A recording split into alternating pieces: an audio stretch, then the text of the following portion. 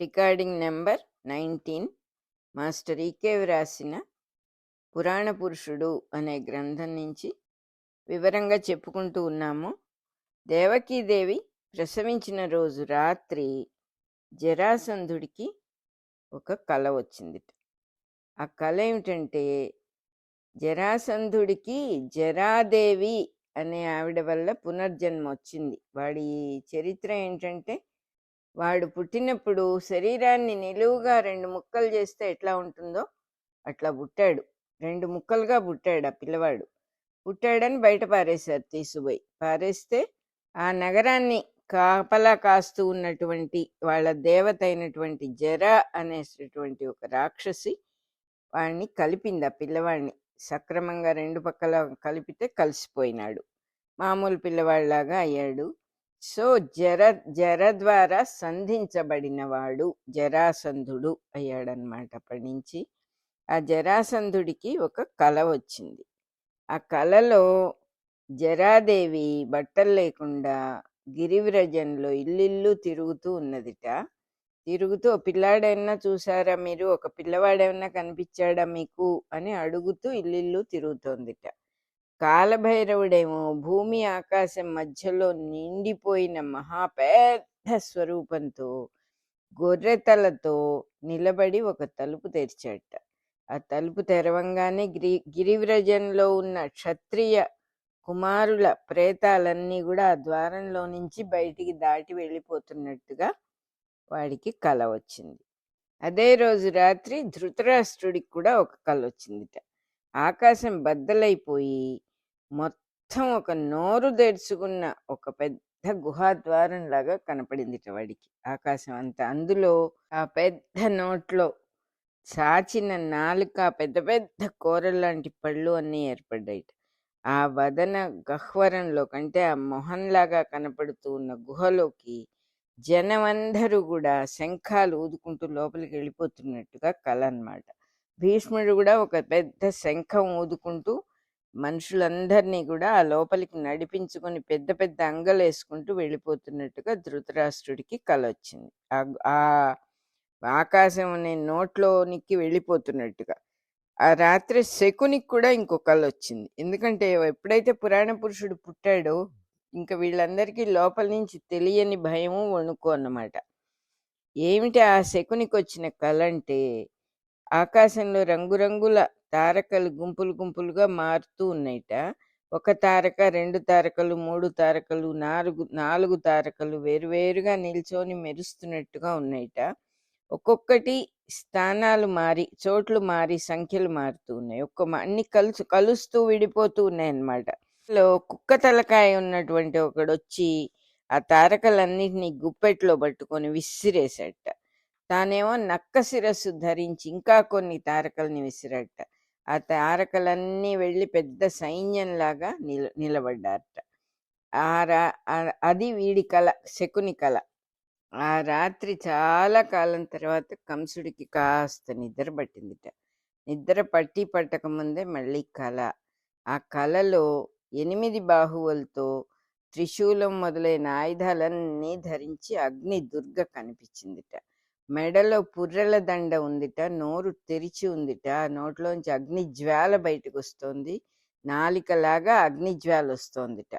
తను ఏమో భయపడి పారిపోతున్నట్ట. ఎంత దూరం వెళ్తే అంత దూరం ఆ నాలిక పొడుగ్గా అయిపోతూ, కత్తులు సానబెడుతూ ఉంటే రవ్వల్లాగా వస్తూ ఉంటాయి కదా, ఆ రవ్వలు బయటికి వస్తూ తన వెంట పడుతున్నట్టుగా ఉందిట. భయంతో గడగడ వణుకుతూ లేచాడు కంసుడు. వ్రజఘోష గ్రామంలో ఆ రాత్రి 3వ జాములో వైశ్యుల ముత్తైదువులందరూ పెందరాడి నిద్ర లేచారు. తెల్లవారుజామునే లేచారు పాపం. ఒకళ్ళనొకళ్ళు నిద్ర లేపుకొని తొందరగా చెరువుకి వెళ్ళారు. స్నానాలు చేశారు. బిందెలతో నీళ్లు తెచ్చి ఆ నీళ్లు కాగబెట్టారు. ఒక్కొక్క ఇంటి నుంచి ఒక్కొక్క ముత్తైదువ వేడివేడి నీళ్ల బిందె నెత్తిన పెట్టుకొని, అరిచేతిలోనేమో కానుగాకు మీద పసుపు ముద్ద పెట్టుకొని అందరూ గుంపుగా నందగోపుడి ముంగిలి చేరుకున్నారు. అంటే పూర్వకాలం ఎవరింట్లో అయినా పురుడు పోసుకుంటే, అంటే పిల్లలు పుడితే, డెలివరీ అయితే, ఆ డెలివరీ అయిన ఆవిడకి 11వ రోజు స్నానం చేయించాలి. పురిటి స్నానం చేయించాలంటే ఊళ్ళో వాళ్ళందరూ తలా ఒక బిందె వేడినీళ్ళు ఇచ్చేవాళ్ళు అనమాట. తీసుకెళ్ళి వీళ్ళే పోసేవాళ్ళు. అది ఒక పద్ధతి ఒకటి, కంఫర్ట్ ఒకటి. ఇంట్లో అసలే పసిపిల్లతో ఉన్నవాళ్ళు నీళ్లు కాచుకొని తల స్నానాలు చేయటానికి ఇబ్బంది ఉంటుంది కాబట్టి ఒక విధంగా సహాయం, నలుగురు వచ్చి పిల్లవాడిని ఆశీర్వదించటం ఒక పద్ధతి. ఇలా పెట్టారన్నమాట. ఆ వేడి వేడి నీళ్ళ బిందెలు నెత్తిన పెట్టుకొని పాపం తీసుకెళ్లారు. చక్కగా తీసుకెళ్ళి కానీ అప్పటికి ఇంకా కూడా చీకటి ఉంది. వాళ్ళు దారిలో మాట్లాడుకుంటూ ఉన్నందువల్ల వాళ్ళు ఏం మాట్లాడుకుంటున్నారంటే కూతురు పుట్టింది యశోదకి అనే మాటలు మాట్లాడుకుంటుంటే విన్నవాళ్ళు కొంతమంది ఊళ్ళో అందరికీ చెప్పారు. వాళ్ళు బిందెల్ని దింపి వెళ్ళి చూశారు. యశోదమ్మ ఇంటికి వెళ్ళి బిందెలు కింద దింపి పిల్లని చూద్దామని వెళ్ళారు యశోదమ్మ దగ్గరికి. వెళ్తే యశోద పక్కలో మగపిల్లవాడు ఉన్నాడు. అందరూ ఆశ్చర్యపోయారు. వాళ్ళు ఇలా మాట్లాడుకున్నారు, ఎవరే గుడ్డి మొద్దు, ఆడపిల్లని చెప్పారు కదే, ఎవరే చెప్పింది అని ఒక ఆవిడంటే, నా కళ్ళతో నేనే చూశాను, నాకేం పిచ్చి లేదు, నేనే ఆడపిల్లని చూశాను అన్నది ఇంకో ఆవిడ. ఇప్పుడు బాగా తెలిసింది కదా, తగుదునమ్మా అని ఇప్పుడు ఇంకా వాదిస్తావేంటి అన్నారు ఇంకొకళ్ళు. 125 సంవత్సరాల్లో కలియుగం రాబోతోందన్నారు, దానివల్లనే ఆడపిల్లలందరూ మగవాళ్ళైపోతారేమో, పంది కడుపులో ఏనుగు పుడుతుందిట, భర్త లేని వాళ్ళందరూ ముత్తైదువుల్లాగా ముగ్గులు పెట్టి గుర్రాలని ఒంటెల్ని నడిపిస్తారట అన్నది ఇంకొక ఆవిడ. అదేమో నాకు తెలియదు కానీ ఆడవాళ్ళు జుట్టు అమ్ముకుంటారట, వెస్ట్ నుంచి పడమటి నుంచి వచ్చిన వాళ్ళు, స్నానాలు చెయ్యని వాళ్ళు మనకు ప్రభువులై పరిపాలన చేస్తారట అని ఇంకొక ఆవిడ అన్నది. ఇంకా నోరు మూసుకో, నిన్ను కదిలిస్తే కుండకి చిల్లి పడినట్టు అయిపోతుంది అన్నది ఇంకొక ఆవిడ. నేను చెరువుకు బయలుదేరుతుంటే ఎవరో కొత్తవాడు తట్టను ఎత్తిన పెట్టుకెళ్తున్నాడు, ఎవరా మనిషి అని దూరం నుంచి అడిగాను, వాడేమో మాట్లాడకుండా చీకట్లో మాయమైపోయాడు అన్నది ఇంకో ఆవిడ. అదిగాదే వాడెవరో కూతురు కావాలనుకొని కొడుకును కన్నాడేమో అన్నది ఇంకో ఆవిడ. అయితే వాడు తట్ట దించి పిల్లని మార్చుకెళ్ళిపోయాడంటావా, ఏం విడ్డూరం అమ్మా అన్నది ఇంకో ఆవిడ.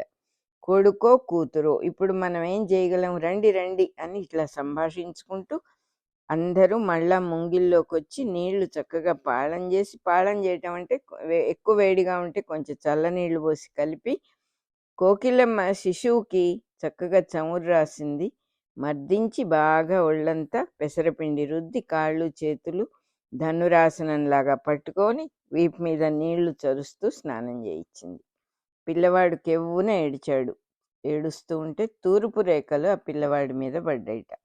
శిశువుకు చుట్టూ వెలుగులతో ఒక శరీరం ఉన్నట్టుగా వాళ్ళందరికీ ఆ సూర్యకాంతిలో కనిపించింది. పిల్లవాడి చుట్టూ ఇంకొక వెలుగు శరీరం ఉన్నట్టు అనిపించింది అందరికీ కూడా. ఇంతలో స్నానాలు చేసి ఉతికిన బట్టలు కట్టుకొని పెద్ద పెద్ద తలపాగాలు వేసి పెట్టుకొని వెండి పొన్ను కర్రలతో కిర్రు చెప్పులతో గ్రామ పెద్దలంతా వచ్చారుట. గుమ్మడికాయలు, పళ్ళు, పూలు, కూరలు, సుగంధ ద్రవ్యాలు అన్నీ తీసుకొచ్చి నందుడికి అందిస్తూ ఇట్లా అన్నారట, ఏంటి మహాప్రభు, నీకు కొడుకే పుడతాడని గట్టిగా వాదించావు కదా, మేము కాదన్నా నువ్వు నమ్మలేదు, కూతురు పుట్టడం నీ జాతకంలోనే లేదన్నావు, ఏనాడైనా మమ్మల్ని నువ్వు ఇప్పుడు చెయ్యి చాచి అడగవలసిన పరిస్థితి వచ్చింది కూతురు పుట్టినందువల్ల అన్నారు. నందుడు మెదలకుండా మౌనంగా గర్వంగా సన్నగా నవ్వాట. లోపల నుంచి మగబిడ్డ అని ముత్తైదువలు గలగలలతో కిలకిలలతో పిల్లవాడిని చేతులతో తెచ్చి చూపించారట. ఇప్పుడేమంటారు, చూసారా నా జాతక ప్రభావం అని నందుడు నవ్వాడు. ఇతడేదో మాయ చేశాడు, నమ్మకండి, తిన్నగా జాగ్రత్తగా పరిశీలన చేయండి అని కేకలు పెడుతూ శతకోపుడు లోపలికి వచ్చి నవ్వాట. స్త్రీలు పురుషులు అందరూ పిల్లవాడిని ఎత్తుకొని అందరి చేతుల్లో తిప్పారట. ఒక పువ్వుని పట్టుకున్నట్టుగా పువ్వులాగా ఎత్తి తిప్పారట. ఇతడు ఇప్పుడే గుడ్లు మిటకరిస్తున్నాడే, మన వంకే చూస్తున్నాడు, పుట్టకముందే మనల్ని ఎరుగునేమో ఏమో అని కోకిలమ్మ ఎత్తుకుని పక్క మీద పడుకోబెట్టిందిట. చుక్కబొట్టు దిష్టి బొట్టు పెట్టి ముద్దు పెట్టుకుందిట. కొబ్బరి నెలకి గుడ్డ చుట్టి నేతిలో ముంచి వెలిగించింది. బాలుడి చుట్టూత 3 సార్లు తిప్పి దిష్టి తీసి పుల్ల మీది పిల్ల మాది అని 3 సార్లు మంత్రంలాగా చదివింది. పాపపు కళ్ళు మాడిపోతాయి, చీచి అని మండుతున్న కొబ్బరి నెలని పక్కకి విసిరేసింది. అది దిష్టి తీసే మెథడ్ అన్నమాట. దేవకి వసుదేవుడు ఉన్న కారాగృహం పై అధికారులకి తెల్లవారుజామునే మెలకు వచ్చింది. అంటే పిల్లవాడు పుట్టాడు అని ఇంకా బయటికి వార్తలు తెలియలేదన్నమాట. అక్కడ కంసుడికి తెలియలేదు, కంసుడి పరిచారకులకి, కారాగృహం కాపలా వాళ్ళకు కూడా ఇంకా తెలియలే. ఇప్పుడే ఆ పై అధికారులకి తెల్లవారుజామున మెలకు వచ్చింది. వాళ్ళు చీకట్లో మెల్లగా, అయ్యో రాత్రి ఇక్కడ వేరే చోటికి వెళ్ళి పడుకున్నాం కదా, ఇక్కడ పరిస్థితి ఏమిటి, దేవకీదేవికి పిల్లవాడు పుట్టాడా అని చూద్దామని వచ్చారన్నమాట. ఎప్పుడైతే వచ్చారో వాళ్ళు తలుపు దగ్గర ఉండగానే లోపల నుంచి పిల్లవాడి ఏడుపులు వినపడ్డాయి. దేవకీదేవి ప్రసవించింది అనే విషయం చెప్పాలి కంసుడికని గబగబా వెళ్ళబోతూ ఎందుకో చప్పున తలుపు తాళం సరిగా వేశామా అనిపించిందో ఏమో ఒకసారి తాళం చూశారు, ఎందుకైనా మంచిదని. చూడగానే గుండె గుబేలు మంది. ఎందుకంటే గడియ వేరుగా ఉంది, తాళం వేరుగా ఉంది. అలా రాత్రి హడావుల్లో అట్ట పెట్టామని చెప్పి అనుకున్నారు. అనుకుని మన అదృష్టం బాగుంది, వసుదేవుడు గమనించుంటే మన తలలు లేచిపోయి ఉండేవి, వసుదేవుడు బయటికి వెళ్ళిపోయేవాడు, అప్పుడు మన తలలు లేచిపోయి ఉండేవి, మనం లేచిన వేళ మంచిది అనుకుంటూ గుట్టు చప్పుడుగా మళ్ళీ గడియ బిగించి తాళాలు వేశారు. వేసి కొంపదీసి కావలి వాళ్ళు ఇక్కడ ఉన్న వాళ్ళు ఎవరన్నా గమనించారేమో, మన గుట్టు ఏమన్నా బయటపడిపోతుందేమో అన్నాడు ఇంకొకడు. కావలి వాళ్ళని నిద్ర లేపుదాము, లేపి అడుగుదాం వాళ్ళని అనుకుంటూ, వాళ్ళు ఇంతవరకు నిద్ర లేకపోతే అసలు ప్రాబ్లమే లేదు అన్నాడు ఇంకొకడు. ముగ్గురు కావలి వాళ్ళు ఉన్న ఉపగృహం తలుపులు తట్టారు. వాళ్ళు నీలుగుతూ ఆవలించుకుంటూ నిద్ర లేచి అప్పుడే తలుపులు తెరిచారు. బాగా తిని తాగి పడుకున్నారు కదా రాత్రి, శుభ్రంగా బాగా తాగి పడుకున్న గబ్బిలాళ్ళ మొహాల్లాగా ఉన్నాయిట వాళ్ళ మొహాలు, ఇంతంత లావై. వాళ్ళని చూసి అధికారులకి లోపల భయం తీరి సంతోషించారు. ఇంకా ఎద్దుల్లాగా నిద్రపోతున్నారా, కావలి కాయటానికి కదా మిమ్మల్ని పిలిచింది, మన ప్రభువు జీతం ఇచ్చి పోషిస్తోంది ఇందుకేనా, లేవండి లేవండి, మేం మిమ్మల్ని లేపాల్సిన దుర్గతి పట్టింది అని గద్దిస్తూ వాళ్ళని తీసుకొని వచ్చారు. వచ్చి వాళ్ళ ఎదురుగా తాళం తీసి ద్వారం తెరిచి చూస్తే దేవకి పక్కలో ఆడపిల్ల కనపడింది. అయ్యో ఇంతోటి భాగ్యానికైనా అష్టమగర్భం అని మొత్తుకున్నారు, ఇదే కావాలి పురాణ పురుషుడు అని ఒకడు పక్కపక్క నవ్వాడు. లేదులే ఇది పురాణ స్త్రీ అన్నాడు రెండోవాడు. నీ బొంద, ఇది నవీన స్త్రీ, పురాణ అంటే ముసలిది అని అర్థం అన్నాడు మూడోవాడు. అంటే వాళ్ళకి ఇది నవ్వులాటగా అయిపోయిందనమాట. దొరా, ఎదుట ఉన్నది పోతో పెంటో మనకెందుకు, ఉన్న విషయం ప్రభువుకు చెబితే సరిపోతుంది కదా అన్నాడు ఒకడు. అవునవును, మనకెందుకు ఈ గొడవ, కత్తి పట్టిన వానికన్నా కావలివాడే నయం అనిపించాడు అనుకుంటూ వర్తమానం కంసుడికి అందజేశారు. కారాగృహంలో దేవకి వసుదేవుడితో ఇట్లా అంది, ఇప్పుడు కంసుడు ఏమి తలపెడతాడో ఈ పిల్లనైనా మనం దక్కించుకోవాలి అన్నది. అంటే వసుదేవుడు ఇట్లా అన్నాడు, అన్నీ తెలిసి కూడా నువ్వు అజ్ఞానంలో పడుతున్నావు, అది నీ పని కాదు వాసుదేవుడి పని అన్నాడు. దేవకి అంది, అవును నిజమే, అయినా కూడా తల్లి హృదయం కదా అన్నది. వసుదేవుడు ఇట్లా అన్నాడు, కని పెంచినట్టే చెబుతున్నావు, మంత్రమూర్తి యందు సమాధి స్థితిలో ఉంటే తల్లి హృదయం తండ్రి హృదయం అని ఇన్ని ఉంటాయా, అన్ని హృదయాలు ఆయనే. ఆ సమాధిలో ఆ తండ్రి దగ్గర, ఆ పరమాత్మ దగ్గర మన హృదయాలన్నీ అర్పించినప్పుడు ఉన్నది ఆయనే కదా, ఇంకో రెండో వాళ్ళు ఎవరున్నారు అన్నాడు. వాళ్ళు ఇట్లా మాట్లాడుకుంటూ ఉండగానే కంసుడు వచ్చాడు. లోపలికి వచ్చి ఆడపిల్లని చూసి హేళనగా పక్కపక్క నవ్వాడు. కానీ ఇంతలో అనుమానం వచ్చి మళ్ళీ కాసేపు ఆగి, ఏం జరిగింది నిజం చెప్పండి, తెలిస్తే మిమ్మల్ని జైలు నుంచి, కారాగృహం నుంచి విముక్తుల్ని చేస్తాను, దాచిపెట్టారా ఈ పిల్లని మీ కళ్ళ ఎదుటే చంపేస్తాను అన్నాడు. దేవకి ఏదో చెప్పబోతే వసుదేవుడు అడ్డం వచ్చి, ఏమీ జరగలేదు, ఆడపిల్ల పుట్టింది అని పలికాడు. కంసుడికి సందేహం గట్టిపడింది. విపరీతమైన రోషంతో ఒక్కసారిగా గంతు వేసి ముందుకెళ్ళి ఆ పిల్లని లాక్కున్నాడు. దేవకి ఎంత దీనంగా బతిమాలుతున్నా కూడా లెక్క చేయలేదు. మీ కళ్ళ ఎదుటనే ఈ శిశువుని చంపేస్తానని అంటూ పసిపిల్లని కాళ్ళు పట్టుకొని పైకి విసిరేశాడు. 1000 మెరుపులు మెరిసినట్టుగా పెద్ద వెలుగొచ్చిందిట. ఉరిమి పిడుగు పడినట్టుగా చప్పుడొచ్చిందిట. పైకి వెళ్ళిన శిశువు కనపడలేదు. అక్కడ ఒక పెద్ద జ్యోతిర్మండలం, అంటే ఒక వెలుగుతోనే గిరగిరగిర ఒక చక్రంలాగా, ఒక మండలంలాగా తిరుగుతూ ఉన్నదిట. ఆ జ్యోతిర్మండలం మధ్యలో సింహము శైలపుత్రి దర్శనమిచ్చారు. ఆవిడ త్రిశూలధారిణి, త్రిశూలం ధరించి శైలపుత్రి కనపడి, మదాంధుడా, నిన్ను చంపేవాడు అష్టమ గర్భంలో పుట్టి వేరే చోట పెరుగుతున్నాడు, మిడిసి పడక కాలం కోసం వెయిట్ చేస్తూ ఉండరా, చంపుతాడు వాడొచ్చి అన్నది. ఇట్లా పలికి ఆ తేజమండలంతో సహా శైలపుత్రి అదృశ్యమైపోయింది. యోగమాయ అని చెప్పుకున్నాం కదా మనం. కంసుడు లేని గాంభీర్యాన్ని తెచ్చుకొని చెరచెర నడుస్తూ వెళ్ళిపోయాడు. ఏకాంతంలో అక్రూరుణ్ణి పిలిచి కార్యాలోచన చేశాడు. అక్రూరుడు ఇట్లా అన్నాడు, పరిస్థితులు చేయి దాటినప్పుడు మంత్రాంగాలు పనిచేయవు. ఇది తుది మొదలు దొరికేదాకా దేవకీ వసుదేవులతో మంచిగా ఉండు. అసలు ఏమైంది అని తెలియాలంటే వాళ్ళతో మనం మంచిగా ఉండాలి. వాళ్ళ వల్లే నువ్వు అన్ని రహస్యాలు రాబట్టుకోవాలి అన్నాడు. కంసుడు అన్నాడు, అవును, మీరు చెప్పిందే మార్గం. అయినా తప్పించుకొని పిల్లవాడిని తీసుకొని ఎంత దూరం వెళ్తారు? మొట్టమొదట కావలి వాళ్ళకి, పై అధికారులకి బాగా బెదిరిస్తే ఉన్న రహస్యం బయటపడుతుంది. వాళ్ళకి తెలియకుండా ఏం జరగదు కదా. వారిని వసుదేవుడు వశపరుచుకొని ఉంటాడు. చెప్పకపోతే వాళ్ళ తలలు ఎగిరిపోతాయి అన్నాడు. అనగానే అక్రూరుడు అన్నాడు, అది అసలు జరిగే పని కాదు. వసుదేవుడి దగ్గర ఏముందని ఏమిచ్చి వాళ్ళని వశపరుచుకుంటాడు అన్నాడు. అనగానే కంసుడు అన్నాడు, నిజమే, ఏదో మోసమే. ఎంత దూరం తీసుకుపోయినా తెల్లవారే లోపల మధురా పట్టణం దాటలేరు కదా.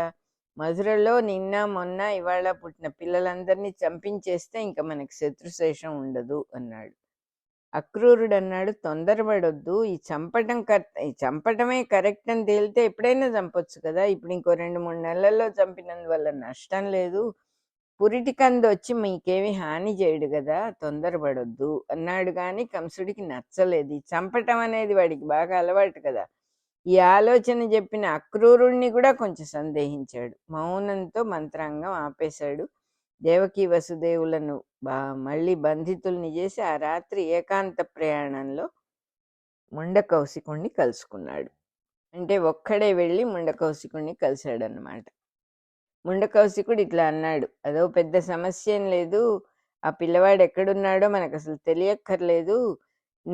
నీ దగ్గర పిశాచాలు ఉన్నాయి కదా, వాటిని పంపిస్తే అవే కనుక్కొని చంపేసి వచ్చేస్తాయి. నువ్వేమీ దిగులు పడక్కర్లేదు అని అనగానే చాలా ఆనందించాడు కంసుడు. తెల్లవారే లోపున మధురకి తిరిగి వచ్చేశాడు. ముండకౌశికుడు జాగ్రత్తగా ఆలోచించాడు. ఈ పిశాచ శక్తులు ధర్మ సంస్థాపనకు మాత్రమే వాడాలి అని తన గురువైన చండకౌశికుడు చెప్పాడు. శక్తుల్ని గనక దుర్వినియోగం, అంటే చెడుకి గనక వాడితే తనకే నష్టం వస్తుంది, తనని నాశనం చేస్తాయి మళ్ళీ ఆ శక్తులు. అలా చేస్తున్నానేమో, నేను పొరపాటు చేస్తున్నానేమో అనే డౌట్ వచ్చేసింది ముండకౌశికుడికి. ఎప్పుడైతే అట్లా వచ్చిందో కంసుడు మళ్ళీ వస్తాడో అని భయపడి మధురాపట్నం వదిలేసి తన దేశమైన నేపాళ రాష్ట్రం చేరుకున్నాడు. ఇంకా ఇక్కడ నందుడి పరిస్థితి చూద్దాం. నందుడికి తెలుసు దేవకీదేవి కడుపులో పురాణ పురుషుడు పుడతాడు అని చక్కగా తెలుసు. తన ఇంట్లో ఆడపిల్ల పుట్టింది అనే విషయం కూడా చక్కగా తెలుసు. కానీ తెల్లవారేటప్పటికీ మగపిల్లవాడు అనే మాట అర్థమయ్యి పరిస్థితులన్నీ గమనించుకొని విషయం అర్థం చేసుకున్నాడు. వసుదేవుడికి ఆడపిల్ల పుట్టింది అనే మాట అసంభవం అని తెలుసు ఈయనకి. పురాణ పురుషుడు దేవకీ గర్భంలో పుడతాడు అని అశరీరవాణి చెబితే ఆడపిల్ల ఎందుకు పుడుతుంది అని ఈ వార్తతో నందుడు మ్యాచ్ చేసుకొని జరిగిన విషయం గ్రహించుకున్నాడు. తన ఇంట్లో ఉన్న ఆడపిల్ల అటు వెళ్ళింది, అక్కడున్న మగపిల్లవాడు ఇక్కడికి వచ్చాడు అనే విషయం అర్థం చేసుకున్నాడు. ఎలాగైనా ఒక్కసారి వసుదేవుడు తమ నాయకుడైన వసుదేవుణ్ణి కలిసి విషయం స్థిర అర్థం చేసుకోవాలి, వసుదేవుడితో మాట్లాడాలి అని డిసైడ్ చేసుకున్నాడు. ప్రస్తుత పరిస్థితుల్లో చాలా కష్టమైన పని. వసుదేవుడిని ఎవరైనా కలవాలంటే కలవనివ్వరన్నమాట. కంసుడి భటులు ఆపేస్తారు. దేవుడి కారాగృహానికి కట్టుదిట్టాలు ఎక్కువైపోయినాయి. ఆయనతో ఎవరు మాట్లాడినా సరే వాళ్ళు రాజద్రోహులు అని వాళ్ళని పట్టుకెళ్ళి జైల్లో పెడుతున్నారు. కారాగృహ భటులు, అధికారులు కూడా దేవకీ వసుదేవుల వైపు చూడటానికి కూడా భయపడుతున్నారు. యథేచ్ఛగా వాళ్ళని చూసి వస్తూ పోతూ ఉన్నవాడు, వాళ్ళ క్షేమ వార్తలు అడుగుతూ ఉన్నవాడు ఇప్పటికీ అక్రూరుడు ఒక్కడే. సూక్ష్మంగా ఆలోచించాడు నందుడు. ప్రయాణం అయ్యాడు. కొన్ని ఆవుల్ని, ధాన్యాన్ని, కూరలను, పళ్ళను బాగా కొల్లలుగా అంటే చాలా ఎక్కువగా బళ్ళ మీద వేసుకొని మధురా నగరం బయలుదేరాడు. తెల్లవారక ముందే చేరాడు. సూటిగా అక్రూరుడు ఉండేటటువంటి భవనం దగ్గరికి వెళ్ళాడు. అక్రూరుడు నందుణ్ణి చూడంగానే చిన్న నవ్వు నవ్వి కాసేపు మెదలకుండా నిల్చున్నాడు. ఎందుకంటే ఎందుకు వచ్చాడు ఈ సమయంలో, నా దగ్గరికి ఎందుకు వచ్చాడు అని ఆలోచిస్తున్నాడు అన్నమాట. తర్వాత మెల్లగా బాగున్నారా ఏమిటి అది ఇది అని కుశల ప్రశ్నలన్నీ వేసి వచ్చిన పని ఏమిటి అని అడిగాడు. ఎంతో గౌరవంతో నమస్కారం చేసి నందగోపుడు ఇట్లా అన్నాడు. మేము ప్రతి సంవత్సరం కంసరాజేంద్రులకు ట్యాక్స్ కడతాం కదా, సుంకం ఇస్తాం కదా, ఈసారి కూడా ఆయనకట్లాగే సుంకం ఇవ్వడానికి వచ్చాను అన్నాడు. అనంగానే అక్రూరుడు అన్నాడు, మరి ఈ సంవత్సరం మీ వ్రజగ్రామాల వాళ్ళందరూ తిరుగుబాటు చేశారు కదా, విప్లవం చేశారు కదా, మేము సుంకం కట్టమని చెప్పారు కదా మీరందరూ అన్నాడు. అనంగానే నందుడు అన్నాడు, అవునవును క్షమించాలి మీరు, మనలో మనమాట కేసి దుర్మార్గం వల్ల మేము అట్లా అన్నాం కానీ ప్రభువుని మోసం చేయటం మా ఉద్దేశం కాదు. మధురాపరాధీశ్వరులు మధురకి ఎవరు రాజో వాళ్ళ మీద మా రాజభక్తి గౌరవం ఎప్పుడూ తగ్గవు అన్నాడు. అనంగానే అక్రూరుడు మళ్ళీ ఇట్లా అన్నాడు, మీ దృష్టిలో మధురకి రాజు ఎవరు అంటే ఉగ్రసేనుడు కావచ్చు, మంచి మాటే, కాదు కూడదు అనుకుంటే కంసుడి మీద కూడా మీకు భక్తి ఉండొచ్చు, అయినా కూడా బళ్ళని ఇటెందుకు తీసుకొచ్చారు మా ఇంటికి అన్నాడు. అనంగానే నందుడు అన్నాడు, ఎప్పటి నుంచో మీరందరూ, మీ వంశం వాళ్ళందరూ మాకు గురువులు, మా కృషి యజ్ఞానికి ఒక ఉద్యమంగా మొట్టమొదట ఏర్పడటానికి మీ ప్రాంగణంలోనే మేము మొదలుపెట్టాం. మీకు గుర్తుంటే గురువుల వారు అంటే అక్రూరుడు మంత్రి పదవి అలంకరించారని విని ఎంతో సంతోషపడ్డాము, పండగ చేసుకున్నాము. మా సంతోషం కొద్దీ మీకు కూడా కొన్ని కానుకలు తీసుకొచ్చాను, మిమ్మల్ని సంతోషపెట్టడం కూడా గురువుల అనుగ్రహంగా భావిస్తాను అన్నాడు. అనగానే అక్రూరుడు అన్నాడు, ఆహా లౌకిక ప్రజ్ఞలో నన్నే మించిపోయావయ్యా, సరే కానీ అది మాకు సంతోషమే. నా దగ్గర పెరిగిన వాడివి, నా కొడుకు లాంటి వాడివి, నీ చేతిలో నేను ఓడిపోతే మంచిదే అంటూ నీ దగ్గర కానుకలు స్వీకరించటం పెద్ద విషయం కాదు, తన వారికి పెట్టటమే కానీ ఎవరి దగ్గర తీసుకోకూడదని మా తండ్రి గారు ఉపదేశించారు. కంసుడి కొలువులో కూడా నేనేది ఆశించి కంసుడి కొలువులో చేరలేదు. ఏదో దేశంలో నలుగురికి కొంచెం సహాయం చేయగలనేమో, రాజకుటుంబాలకు క్షేమం జరుగుతుందేమోనని నమ్మి ఏళ్నాటి శని ప్రభావం వల్ల ఈ కొలువులో తలదూర్చాను. ఇదేమి చిన్న విషయం కాదు, నాకు తలకాయ పండిపోతోంది ఈ రాజకార్యాలతో. అది సరే గాని ఇంతకీ నువ్వు వచ్చింది వసుదేవుణ్ణి కలవటానికే కదా, ఇప్పుడంత తేలిక కాదది. అయినా కూడా నువ్వు నా దగ్గరికి వచ్చావు కాబట్టి ఏదో నాకు చేతైన ప్రయత్నం నేను చేస్తాను. నువ్వు అసలు ఆ పని మీద వచ్చావని తెలిసినా కూడా ఎంతో ప్రమాదం అసలు అది. నేను కొలువులో ఉన్నప్పుడు నువ్వు సూటిగా వెళ్ళిపోయి బళ్ళని తీసుకొని వెళ్ళి కంసుని వచ్చిన పని చేసుకో అంతే. ఒక్క మాట అనవసరంగా మాట్లాడొద్దు, నీ ఇంట్లో విషయాలు ఏమీ చెప్పొద్దు. ఈ ట్యాక్స్ చెల్లించేసి కానుకలు ఇచ్చి ఆ ప్రభువుని సంతోషపెట్టు. ఆ తర్వాత నాతో మా ఇంటికి రావచ్చు. నేను వసుదేవుడిని చూడటానికి వెళ్ళేటప్పుడు మారు వేషంతో నా వెంట రథంలో తీసుకెళ్తాను. నామాలు పెట్టుకొని పళ్ళబుట్ట ఎత్తుకొని నా వెనక సూటిగా చెరసాల్లోకి రా. నువ్వు వసుదేవుడితో మాట్లాడుతూ ఉంటే నేను తలుపు దగ్గర ఎవరు రాకుండా చూసుకుంటూ ఉంటాను. ఎవరైనా వస్తే నీకు సంజ్ఞ చేస్తాను. మళ్ళీ నా నా వెనకాలే నాతో పాటే క్షేమంగా ఇంటికి వెనక్కి రావచ్చు. ఇదొక్కటే మార్గం. నువ్వు మారువేషం వేసుకొని వేరే వాడిలాగా రావడమే మార్గం అన్నాడు అక్రూరుడు. అలాగేనని చెప్పి నందుడు కంసుడి దగ్గరికి వెళ్ళి ఆయనకి ఇవ్వాల్సిన ట్యాక్సులు అవన్నీ కూడా ఇచ్చేసి మళ్ళీ వెనక్కి వచ్చాడు. అక్రూరుడి దగ్గరికి వచ్చి అక్రూరుడితో కలిసి మారువేషంలో వసుదేవుడి దగ్గరికి వెళ్ళాడు. వసుదేవుడిని చూడంగానే సాష్టాంగ నమస్కారం చేసి పాదాలు పట్టుకొని నమస్కారం చేసుకున్నాడు భక్తిగా. వసుదేవుడు ఇట్లా అన్నాడు, ఫస్ట్ మాట ఇట్లా అన్నాడు, చాలా కాలానికి లేక లేక ఒక మగ పిల్లవాడు నీకు పుట్టాడని విన్నాము. మనస్సు చాలా సంతోషపడింది. అల్లారు ముద్దుగా పెంచుకోండి పిల్లవాడిని. అప్పుడప్పుడు పిల్లవాడి క్షేమం నాకు తెలియజేస్తూ ఉండు. మీరందరూ ఎట్లా ఉన్నారు? ఆవుల మందలు బాగా వృద్ధి చెందుతున్నాయా? పంటలు బాగా వండుతున్నాయా? ఇప్పుడు నువ్వు ఏ పద్ధతిలో ఉన్నావో అది అందరికీ మంచి పద్ధతే. నాకు సంతోషంగా ఉంది నువ్వు చేస్తున్నదంతా కూడా అన్నాడు వసుదేవుడు. నందుడు ఇట్లా అన్నాడు, తమ దయ ఉంటే మాకేం కొరత స్వామి, ఎల్లుండి పిల్లవాడికి పేరు పెట్టాలి, పేరేం పెట్టమంటారు అని అడిగాడు. వసుదేవుడు ఇట్లా అన్నాడు, మనకు పూజనీయులు గర్గ మహర్షి కదా, వారు ఏ పేరు పెడితే అదే శుభము, నా మాటగా వారికి చెప్పు నువ్వు అన్నాడు.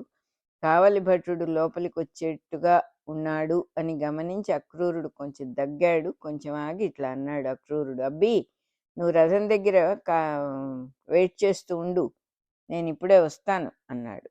నందుడు గ్రహించి పళ్ళబుట్టను తీసుకొని ఖాళీ బుట్టను తీసుకొని తను తెచ్చిన ఖాళీ బుట్ట పట్టుకొని రథం ఎక్కి కూర్చున్నాడు. అక్రూరుడు ఇట్లా అన్నాడు, దైవ విలాసాలు మనుషులకు అంతుబట్టవు, ఏది ఎలా జరగాలో అలాగే జరుగుతుంది, పోయొస్తాను అన్నాడు అక్రూరుడు. లేచి నిలబడి శాలవ సవరించుకుంటూ నడిచొచ్చి ఠీవిగా రథం ఎక్కాడు అక్రూరుడు. మన రికార్డింగ్ నెంబర్ 19 అయిపోయింది.